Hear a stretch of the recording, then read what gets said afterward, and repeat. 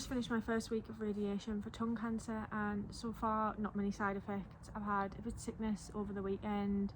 A couple of things that I've ate have tasted like metal, and I did have a little panic thinking, oh no, is this the start? Because they do tell you like everything will start to taste like metal and then eventually you'll not taste anything at all. But luckily it was only a couple of things, and everything else I've been able to eat fine so far. So initially they said expect the symptoms to kick in at about week 2 or week 3, and they're going to progressively get worse until the end of the 6-week treatment, and then it's kind of going to compound when the treatment ends. So the first 3 to 4 weeks after the treatment are meant to be the worst, when you're not actually getting the radiation, it's still working inside your body. So what actually happens when you go for the treatment is you lay on a bed, and there's your custom fitted mask. That makes it sound really exciting, doesn't it? Custom fitted. Your mask gets put over your head. I've done another video of how they do that. So it's just all ready for you. They put it straight on, and imagine being on a roller coaster but lay down. It's kind of like that. So you're on a bed that moves. And if you've ever had an MRI scan, it's quite similar. So you go in the machine. It's not your full body in the machine. It's kind of like a donut, a bit like a CAT scan actually.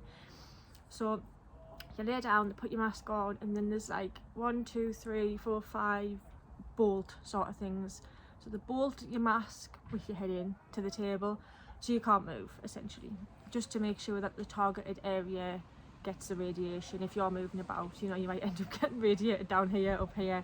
So it's to make sure that you're sitting still.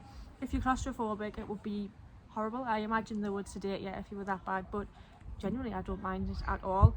At the minute, when I've got no side effects, I imagine if your neck's burned, it would be quite uncomfortable because it is so tight that you can't open your eyes.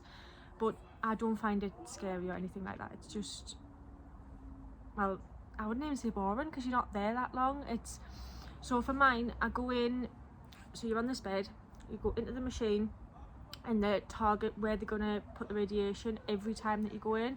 So that can take between 5-6 minutes. Then they bring you back out the machine. You've still got the mask on though. Normally waiting there about 2-3 minutes. I don't know what they're doing this time, but I imagine just getting things ready. And then you start to hear the machine going, pull you back in, and everyone's treatment is a different amount of time. Mine personally is 310 seconds, which I think I worked out to be 5 minutes 10 seconds. And it really does fly over, to be fair. Obviously not if you're claustrophobic, but I am not, so I'm just like lying there thinking what I'm going to do today.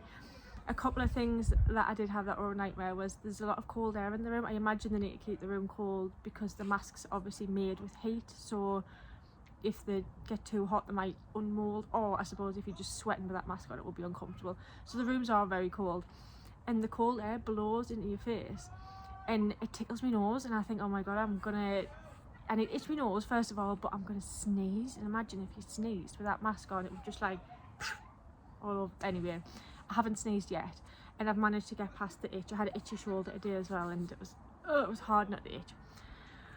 But yes, so it does fly over. They put music on for you, but truthfully, unless you blast that music, I cannot hear it because of the machine. So when they do the first part of the machine, it kind of sounds like you're in a tunnel on a train. So it's like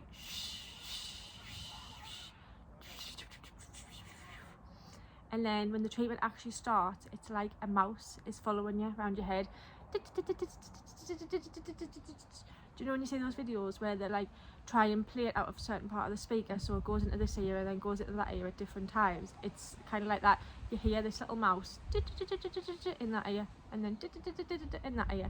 So my radiation is targeting both sides of my neck and the bottom of my mouth, so my tongue downwards pretty much.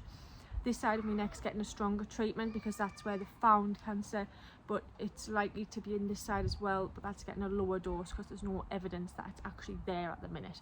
It's not much lower. This one is something like 60, I don't know what it's measured in, but then this one's like 55, so it's not, well, I am not a doctor, but I assume it's not much difference.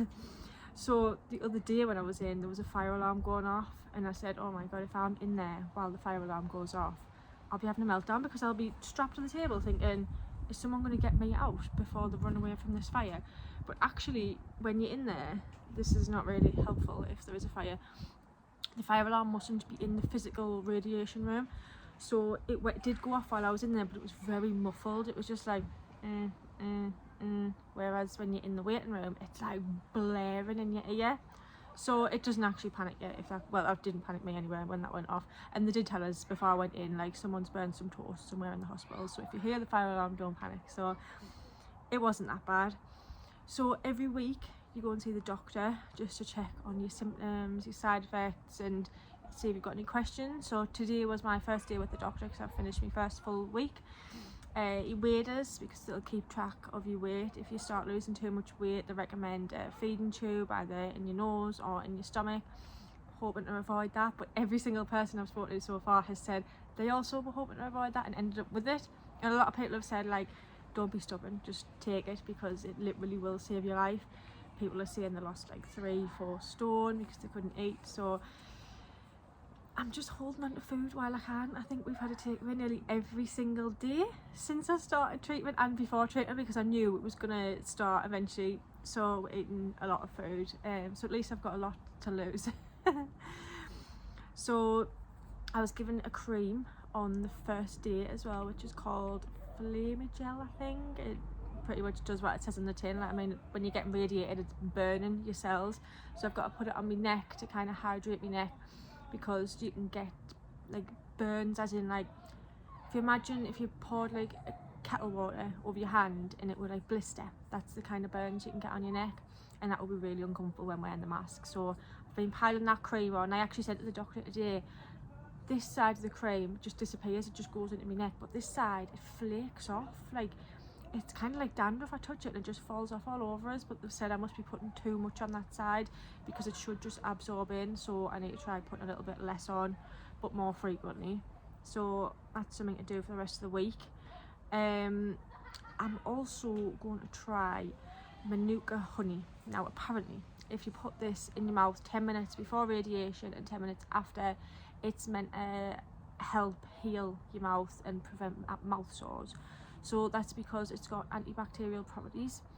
Now it has to be pure Manuka honey, it can't just be like honey from Asda. It's got to be like medical grade honey. I did ask the doctor today, I said, like, is this going to react with your treatment or anything like that, because you'd be surprised the things you can't use. Like, you can't use Vaseline on your skin because it can have a reaction to the radiation. So I just want to check everything over with him, and he kind of said, you know, it's not going to make that much of a difference. This is literally burning your skin, but give it a go. So I'm going to give it a go and I'm going to hope for the best. I ordered that from Holland and Barrett and it was meant to be ready to collect tonight. I went to pick it up and they said it wasn't there. So might be able to try it tomorrow. I'm going to put it on every day and just see how that goes. I'm also using a mouthwash of baking soda and salt, which tastes rank, but I'm assuming by the time I lose my taste anyway, you know, it's not going to be that bad. You're meant to rinse your mouth out with it 4 times a day, and it just keeps your mouth clean and hopefully prevents mouth sores as well, because from everyone I've spoken to, the mouth sores are the worst part of the side effects, and that's what stops you eating as well, and then obviously causes the weight loss and the feeding tube and all. It's kind of like a dominoes effect. All the other nasty things come from your mouth essentially. So yeah, it's been a pretty good week overall. We're in the start of week 2 now. Because I started on a Tuesday, with it being a bank holiday, my treatment's kind of running Tuesday to Tuesday, so tomorrow it'll be like my second week, even though today's Monday. It's a bit annoying, but yeah, so doing well so far. I'm hoping to put daily updates on TikTok all the way through and weekly updates here on YouTube, so make sure to follow us on TikTok as well. It's just the same username as on here. It's Wilkinson's Running Wild, and if there's any days where I cannot physically do the videos, Lee's been doing some as well, so his account is Lee Wilkinson 1993. And yeah, if you're going to be going through this soon, I hope this helps and good luck.